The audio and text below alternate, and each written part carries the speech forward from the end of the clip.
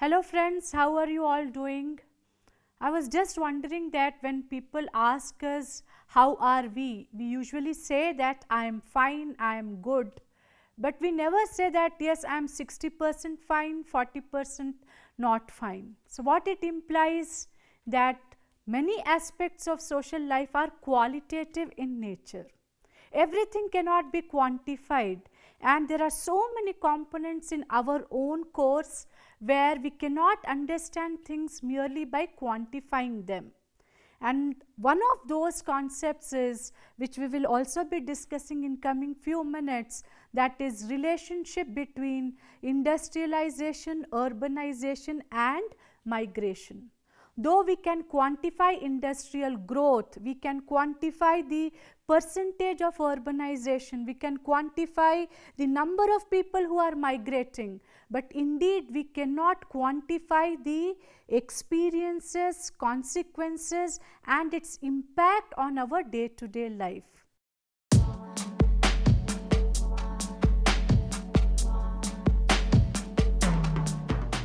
Let us try to understand that how these three processes, industrialization, urbanization and migration, are interrelated with each other.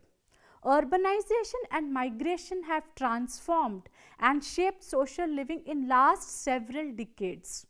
These processes are not only interrelated but also have contributed in suburbanization and over-urbanization.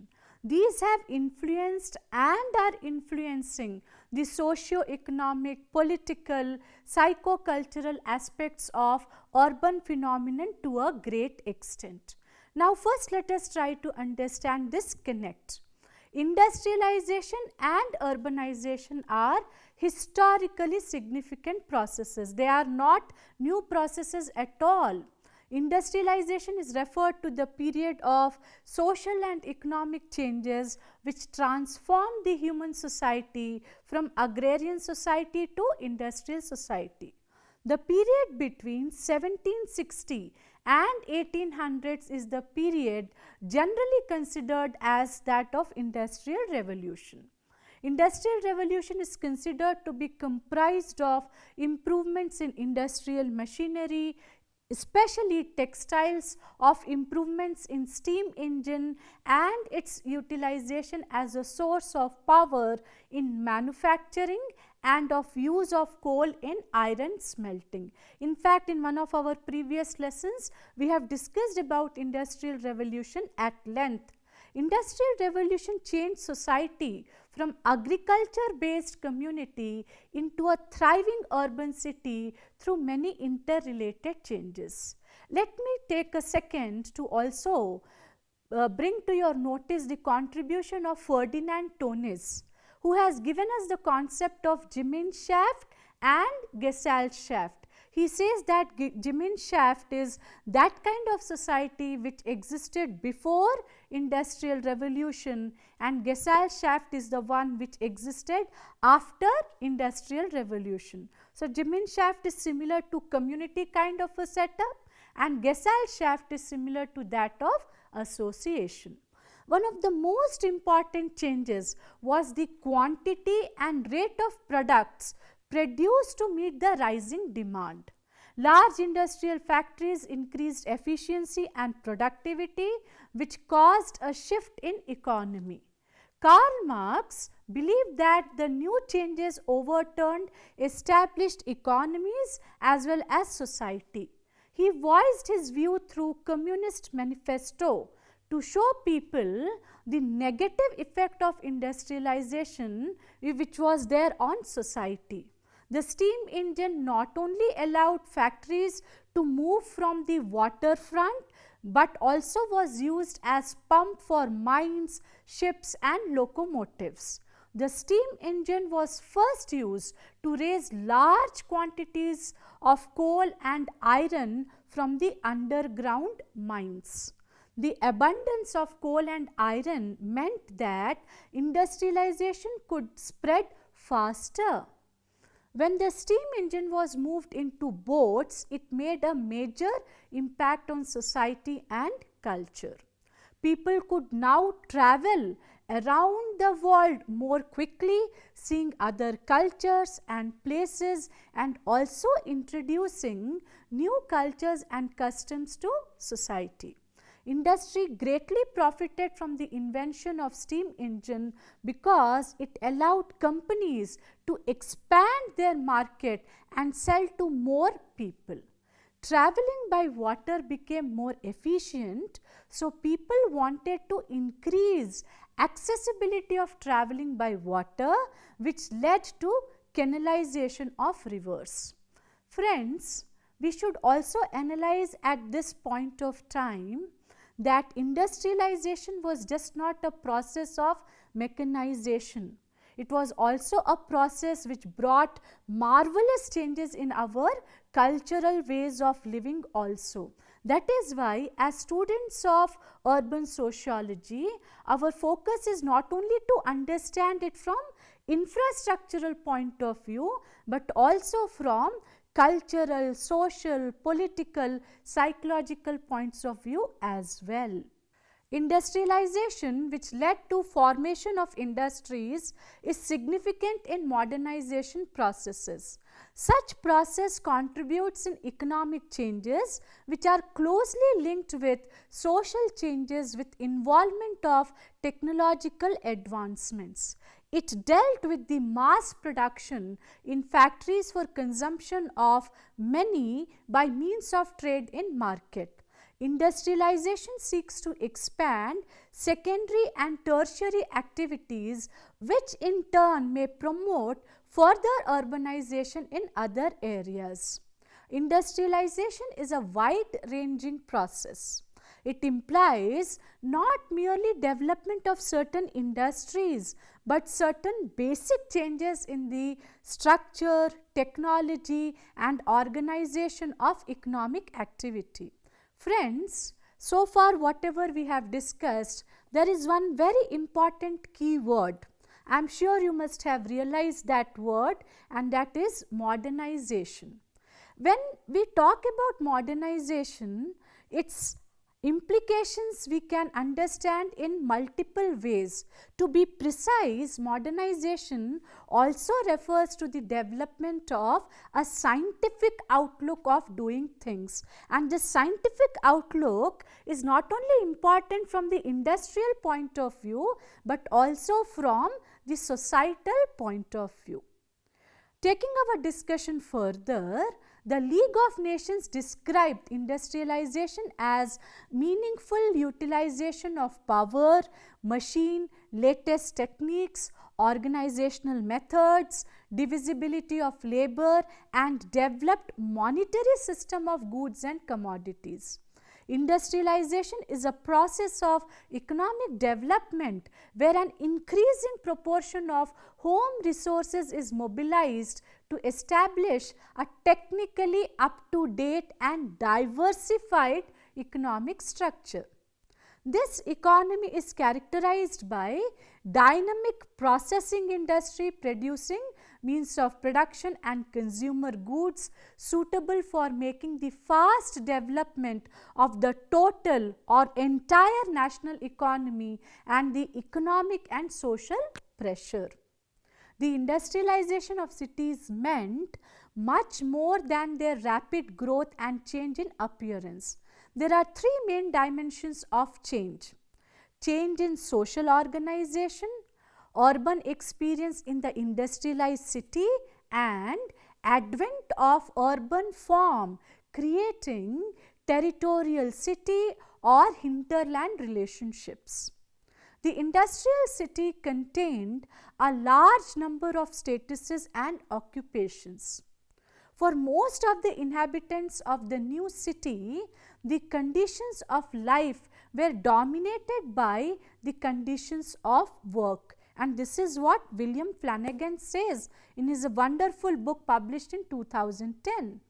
With industrialization, large factories emerged which led to concentration of workers in limited geographical areas which grew in size with time and gave rise to large towns and cities where factory workers lived.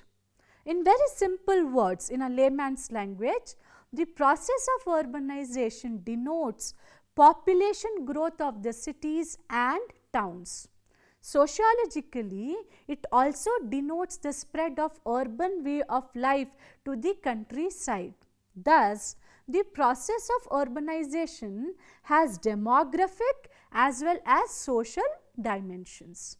In present times, with the spread of industrialization, the process of urbanization has received extraordinary impetus all over the world, and more specifically in third world countries including India.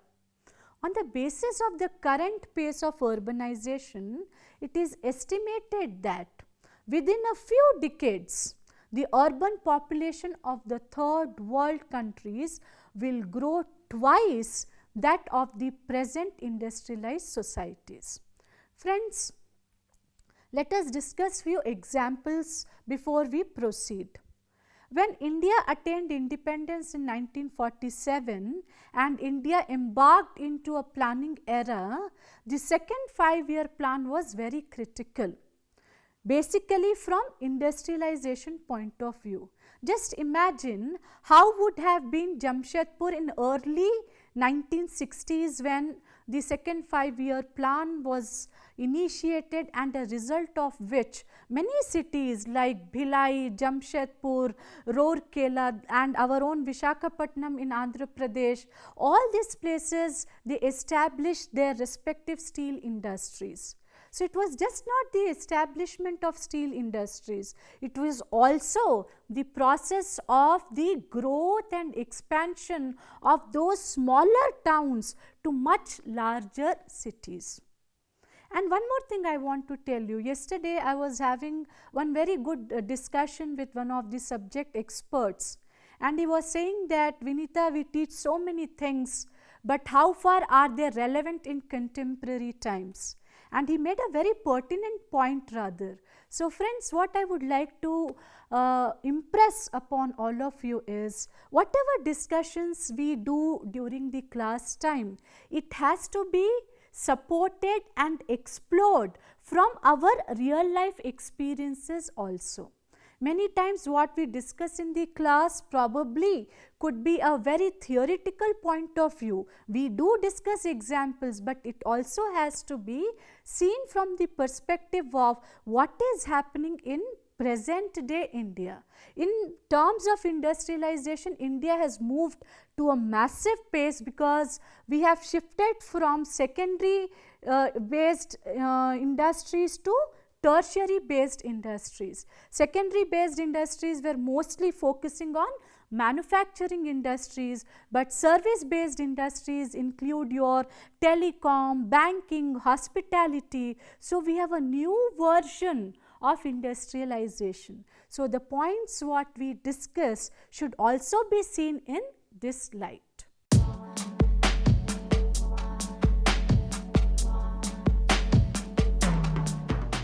Then urbanization and industrialization are thus strongly associated processes.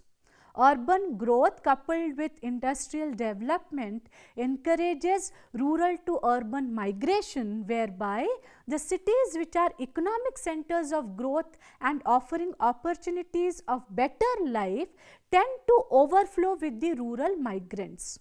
On the one hand, such migration accelerates the pace of urbanization, and on the other, it creates excessive pressure on the existing public utilities. It results in cities suffering from the problems of slums, crime, unemployment, urban poverty, pollution, traffic congestion, ill health, and several deviant social activities. There is very close and positive correlation between industrialization and urbanization. It is seen that industrialization is the mainspring of urbanization and has been effectively reinforced by modernization. Please recall, we just discussed modernization, scientific way of looking things. I was wondering whether you all are aware about Hyderabad as a city or not. Hyderabad used to be a very sleepy kind of a city with lot of Nawabiyat, lot of relaxed way of life. But when IT revolution came to Hyderabad, the entire way of life underwent change. Now, why am I talking about IT revolution here suddenly in the discussion of urbanization? As I just now mentioned, friends, that industrialization also has evolved from secondary based industries to tertiary based industries, and tertiary based industries are all service based industries including our IT, telecom, banking, education, hospitality. So, Hyderabad has undergone massive transformation in last 2 decades. Even if you talk about cities like Gurgaon, cities like Noida or NCR or Ahmedabad in Gujarat, or you take Chennai in south, you take Bangalore in south, all these cities, they are witnessing a very new format of urbanization, and here the urbanization is the result of that industrialization which is based on service industry. So, it is not that industrialization is always based on manufacturing industries. With the development of technology, new kinds of services come into existence, and that is why we have new forms, new frameworks of urbanization also.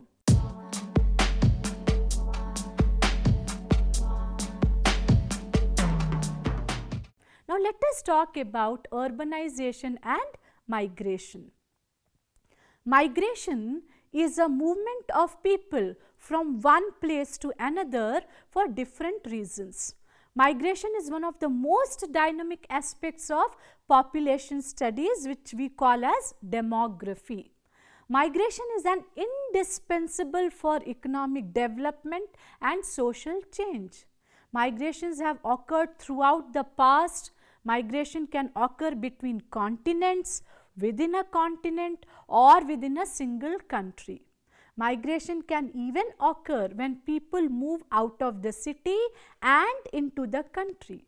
The most popular type of migration is rural to urban, and thus migration is a contributory factor in urbanization. I request you to recall our previous class. There also I was referring about rural to urban migration. Urbanization and migration have been closely interrelated processes. The most important source of urban growth has been the migration of rural population to urban centers. Migration is a strong factor which constitutes the very foundation of the process of urbanization. It is recognized as the chief mechanism by which urban centers continue to grow. Generally, urban centers grow partly by natural growth and mostly by migration. Therefore, rural to urban migration is the moving force behind the progress of urbanization. Many third world countries, including India, have experienced a kind of urban explosion. Migration is responsible to a considerable extent for this surge in urban population. In India, the process of urbanization is taking place with migration of people from rural to urban area in search of employment, and it is also taking place due to continuous change in lifestyle of people with its attendant values, attitudes as well as behaviors. Everett Spurgeon Lee, who was a professor of sociology at University of Georgia, is known for his pioneering theory of migration, which is also known as push and pull theory or also as Lee theory. You may find it that this topic is slightly repetitive, but it is better to revise it. Lee has conceptualized the factors associated with decision to migrate and the process of migration into 4 categories, which you can see in your screen. Firstly, the factors associated with area of origin. Secondly, the factors associated with area of destination. The third factor is the intervening obstacles, and the fourth one, personal factors. Migration flow between two places, origin and destination, and also depends on intervening obstacles. These are the distance between the two places, lack of transport facilities, inaccessibility because of the topography, which can be rugged mountains and physical barriers, and restrictive immigration laws. The flow not be strong in the presence of such intervening obstacles. The number of migrants is directly proportional to the extent of opportunities, which is the pull factors available at the destination, and inversely proportional to the intervening obstacles. The potential migrant may also consider the intervening obstacles as intervening opportunities, that is, presence of other places between an origin and destination point to which one could migrate. Therefore, the volume of migration from one place to another is associated not only with the distance between places and number of people in the two places, but also with the number of opportunities or obstacles between each place. Migration is an important aspect of urbanization. By now we are very clear about it. Rural-urban migrant takes place owing to many factors. Most prominent among them are economic, social, cultural. In India, poverty, unemployment as well as socio-cultural factors pull rural people towards urban areas. This rural-urban migration finally results into urban growth. Migration is an important phenomenon and plays a vital role in the growth of the city in every district. After independence, efforts have been made for socio-economic reconcentration of the industries of the country. Friends, during the pandemic period, the problems of the migrants came into the forefront. We have seen that during the period of lockdown, many migrants from various parts of the rural India who had migrated to cities in the search of employment, they had to suffer lot, and though there were many helping hands and lot of efforts from the government, but they definitely had a tough time.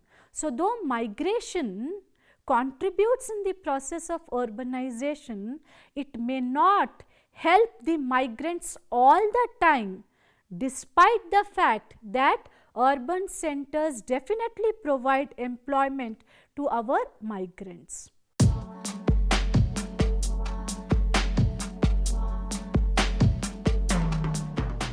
On this note, I would also like to talk about two more concepts, suburbanization and over-urbanization.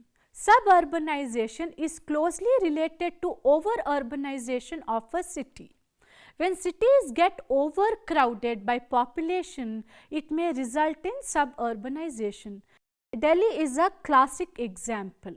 Suburbanization means urbanization of rural areas around the cities characterized by features like a sharp increase in the urban or non-agricultural uses of land, inclusion of surrounding areas of towns within its municipal limits, and intensive communication of all types between town and its surrounding areas.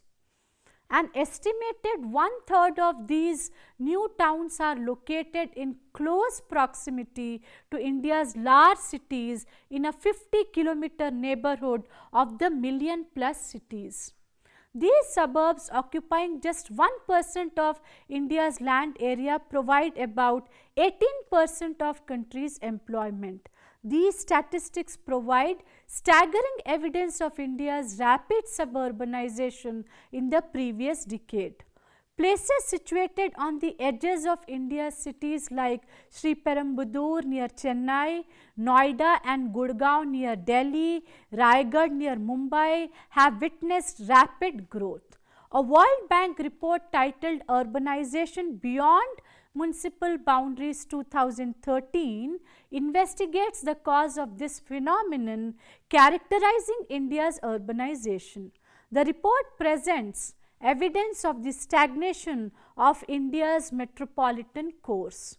While suburbanization is a common phenomenon in most urbanizing countries, what makes India's predicament particularly worrying is that it is occurring at a relatively early stage of India's urban development. Urban land use regulation in India takes the form of Urban Land Ceiling and Regulation Act. Since 1976, this act limited the quantity of vacant land in cities that could be owned by a single individual. Any excess was to be acquired by the state for industrial, commercial or residential use deemed in the common interest or held as reserve. Rapid urbanization in recent years has created increased pressure on land in urban cores. Thus, there is need to strengthen the institutional framework which governs the valuation, transaction and acquisition of land, and this has resulted in distortion of the pace and shape of urban expansion. Rapid growth of individual modes of transport, low ridership of public transport services, high costs of public transport and slow commuting speeds have combined to create an urgent transportation challenge in Indian cities. Further, there is evidence that businesses located in peripheries are finding it increasingly difficult to access local and regional markets. The freight rates between metropolitan cores and peripheries in India are rupees 5.2 per ton kilometer, twice the national average and 5 times the cost in United States. Over-urbanization refers to the increased presence of the characters of urbanization in a city or its surrounding rural area. It results due to the excessive development of urban traits. Due to the expansion of the range of urban activities and occupations, greater influx of secondary functions like industry, increasing and widespread development of an intricate bureaucratic administrative network, the increased sophistication and also mechanization of life and influx of urban characters into the surrounding rural area, over-urbanization gradually replaces the ruralistic and traditional traits of a community. Mumbai and Kolkata are two such examples of cities in India. Kingsley Davis used the term over-urbanization where in urban misery and rural poverty exists side by side, and he writes this way back in 1962. About 34% of India's population now lives in urban areas. The UN World Urbanization Prospects 2018 report has said this is an increase of about 3 percentage points since 2011 census. One way to look at the growth in urbanization is by studying the size of the urban agglomeration, which denotes contiguous territories with an urban population density. The number of mega-sized urban clusters with almost all 50 lakh above population has remained almost constant over the years. However, the number of smaller urban clusters has been increasing rapidly.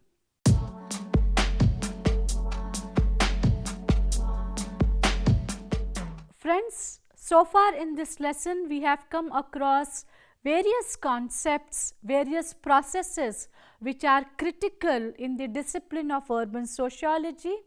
We discussed about industrialization, which is nothing but the process of formation of industries, urbanization, which is the process of formation of cities, and migration, which is the process of movement of people from one area to the other.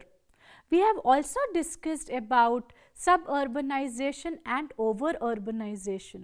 And among all these things, one concept which seems to be slightly hiding but very important is modernization. So, modernization is also nothing but development of our scientific outlook.